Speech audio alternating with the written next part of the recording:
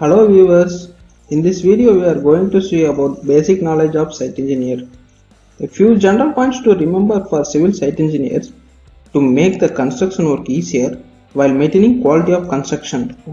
So we are going to see the site engineers must know things. The first one is the one-way slab.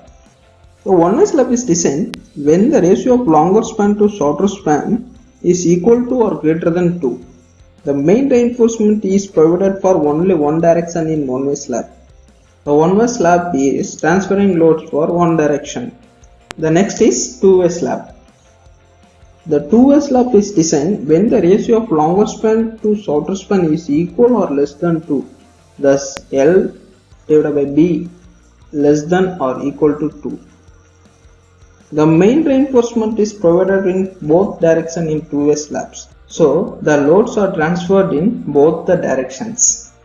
The minimum thickness of slab is 125 mm because of the thickness is important for while construction in slab. The compressive strength of the brick is 3.5 Newton per mm square. This is very useful for civil site engineer because of the civil site engineer is calculating the quantity of bricks is required in some walls. So this compressive strength that time is used for very much. And what is the maximum free fall of concrete is 1.5 meter. It's a must. Foundation is important for building constructions. Therefore, the earthwork excavation for basements above 3 meters should be step to form. Because of above 3 meter, it's making for sliding. So that is the reason for basement should be step form.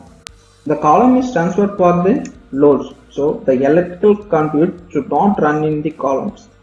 The dimension tolerance of for cubes plus or minus 2 mm because of the cube test is very important for concrete. In soil filling, as per the IS code, every 100 square meter we need to take for 3 samples for core cutting test because of the soil testing is important for the foundation work. So we need to check the soil. So every 100 square meter 3 samples were taken core cutting test. In column, lapping is provided for connecting the two reinforcements, but it is not allowed for bars having diameters more than 36 mm.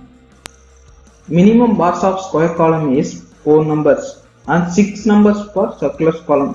This is for minimum bars required in the column construction. The samples for fresh concrete shall be taken at least 6 cubes. Each 3 cubes tested by 7 days, 14 days and 28 days shall be tested in compressive strength. Because of the concrete cubes are tested for compressive strength. After that, it is submitted for the engineer approval. The results are unsatisfactory, rectification, remedial measures has to be exercised.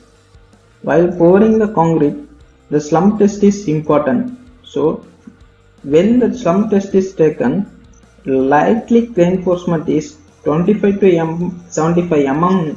Results are very required and heavily reinforcement 75 to 100 mm slump is required. The curing rate is most important for concrete. So sulfur sulfate cement concrete is needs to 7 days curing. Ordinary Portland cement OPC is required to 10 days curing. Minerals and admixtures hazard content cement is required for 14 days curing. A set of cube tests shall be carried out for each 30 cubic meter of concrete or each level of casting or each patching of cement.